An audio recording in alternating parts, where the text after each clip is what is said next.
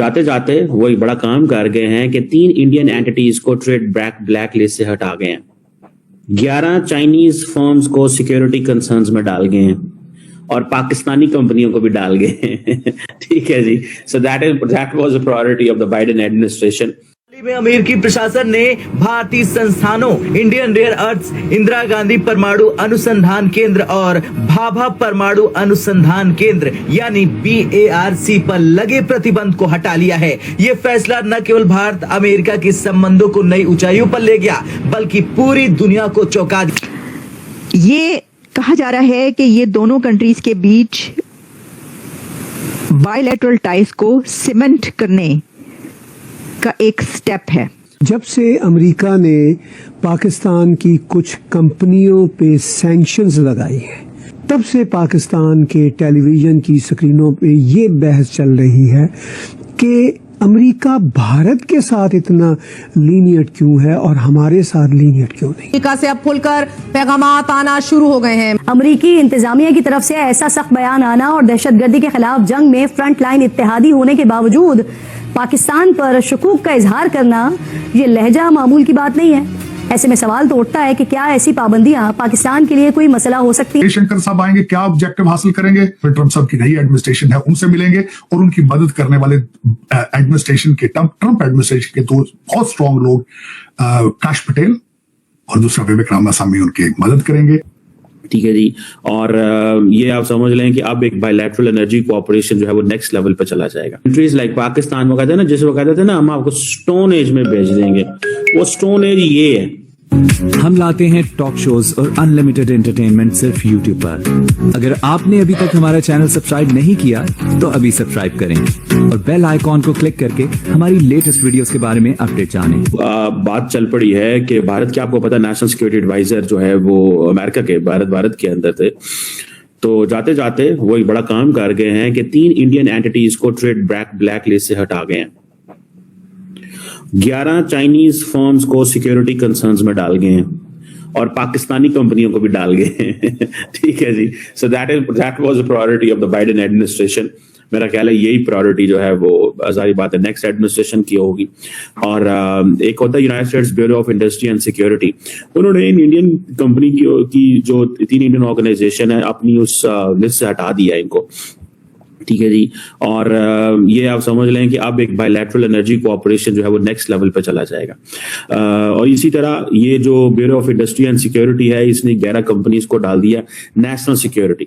India की जो entities जिनको रिमूव किया गया है उनमें इंडियन रेयर अर्थ है, Indira Gandhi atomic research centre main है, Bhabha atomic research centre Delhi के अंदर है।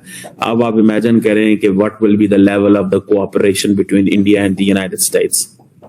सो वो जो जिसे कहते हैं ना, कंट्रीज लाइक पाकिस्तान वो कहते हैं ना, जिसे वो कहते थे ना हम आपको स्टोन एज में भेज देंगे, वो स्टोन एज ये है।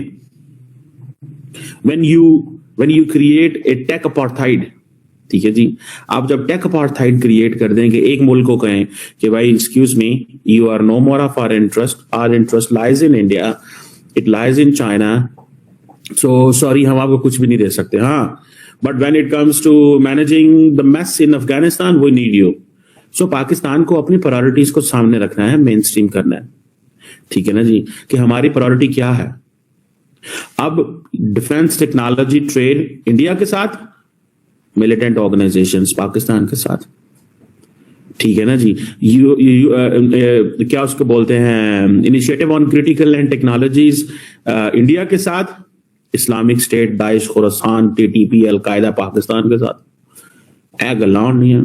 जब दो बंदे दो मुख्तलिफ जगहों पे उतरते हैं and both are government officials, एक मुल्क में वो जाके कहें initiative on critical and emerging technology करना है, दूसरे को कहें do more on these organisations. बल्कि कल को तो मैं देख रहा था जॉन केबी जो है उसने स्टेटमेंट जारी कर दी, उसने कहा जी पाकिस्तान हमारा ग्रेट इत्तेहादी है। इसने कहा नॉन नेटो अलाई वाली बात तो नहीं उसने की, ठीक है, क्योंकि अब अमेरिका के अंदर कुछ ऐसे लोग हैं जिनको मरोड़ उठ रहे हैं कि जी पाकिस्तान को जो है ना वो साइड वे कर दिया जाए। पाकिस्तान ऑलरेडी साइड वे है। जब पाकिस्तानी कंपनियों को आप ये कहें जी लॉन्ग रेंज मिसाइल वो सरकारी कंपनियों को सैंक्शन करेंगे, ठीक है। और उनको इंडिया को कहेंगे जी आपको आर्टिफिशियल इंटेलिजेंस में भी सपोर्ट करेंगे, क्वांटम कंप्यूटिंग में भी करेंगे, सेमीकंडक्टर में करेंगे, टेलीकम्युनिकेशन में करेंगे, डिफेंस में करेंगे, स्पेस में करेंगे, साइबर में करेंगे, मैरीटाइम सिक्योरिटी में करेंगे। मतलब किस में नहीं करेंगे, कोई ऐसी चीज जिसमें नहीं वो कहते करेंगे। अब सारे का सारा जो मिसाइल एक्सपोर्ट कंट्रोल पॉलिसीज है अमेरिकी एडमिनिस्ट्रेशन की, पर्टिकुलरली जो मिसाइल टेक्नोलॉजी कंट्रोल रजीम है, वो अब क्या होगा, वो सब कुछ इंडिया को देने जा रहे हैं। क्योंकि इंडिया की, अमेरिका की जो कमर्शियल स्पेस कोऑपरेशन है इंडिया के साथ, आप उसको सोच भी नहीं सकते वो किधर है। ये क्यों? मजीद भारतीय यहाँ पे आ सकें, ज्यादा से ज्यादा इसको एंजॉय कर सकें। और right now they are technocrat, they are coming with education, with power, with the mindset. दूसरी चीज वो सबसे ज्यादा जो है वो क्वाड का मीटिंग अगली भारत में होगी, उसके लिए वो अपना ग्राउंड वर्क करेंगे। तीसरी बात ये होगी कि यहाँ पे आएंगे जो दूसरे डिग्निटरीज आएंगे, उनके साथ वो मिलेंगे, अपनी डिप्लोमेसी, अपने भारत के रिलेशनशिप मजीद बढ़ाने की कोशिश करेंगे। तीसरा जो उनका चौथा ऑब्जेक्टिव होगा कि डोनाल्ड ट्रंप साहब की नई एडमिनिस्ट्रेशन है उनसे मिलेंगे और उनकी मदद करने वाले एडमिनिस्ट्रेशन के, ट्रंप एडमिनिस्ट्रेशन के दो बहुत स्ट्रांग लोग, काश पटेल और दूसरा विवेक रामास्वामी, उनकी मदद करेंगे और उनको उनके रिलेशनशिप मजीद स्ट्रॉन्ग करेंगे। ये आपके लिए सैंक्शंस लगाने की बात की जा रही है चाइना पे यूएस की तरफ से, और उसके साथ साथ ट्रंप के आने के भी दिन थोड़े ही रह गए हैं।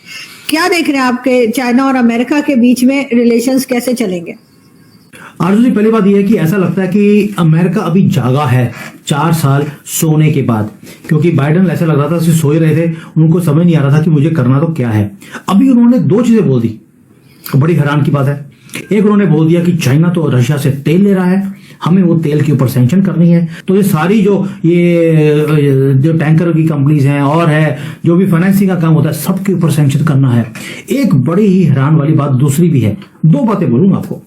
वो कहते हैं जी उग्र मुसलमान जो हैं उनके ऊपर तो बड़ी एट्रॉसिटीज हो रही हैं, हमें अभी अभी पता लगा है, इसलिए जो कंपनियां उग्र मुसलमानों को यूज कर वहां से कंसंट्रेशन कैंप में जो सामान बनवा रही हैं, हम उनके ऊपर भी सैंक्शन कर देंगे। इनको अभी अभी CIA जो नंबर 2 एजेंसी है दुनिया की, क्योंकि नंबर 1 तो पाकिस्तान की है ISI, तो नंबर 2 CIA, उससे पता लगा उनको और उन्होंने सैंक्शन करने की बातें बोल दी।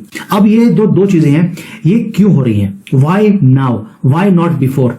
2 रीजन है उसके। पहला, इन्हें मालूम है कि हमारी जो गवर्नमेंट है, यानी कि डेमोक्रेट्स की जो गवर्नमेंट है वो जाने वाली है, इसलिए जाने से पहले एक फेस सेविंग वाला काम ये करके जाना चाहते हैं, ताकि दुनिया को दिखाएं देखिए हमने चाइना की बात लगा दी, हमने सैंक्शन कर दिया।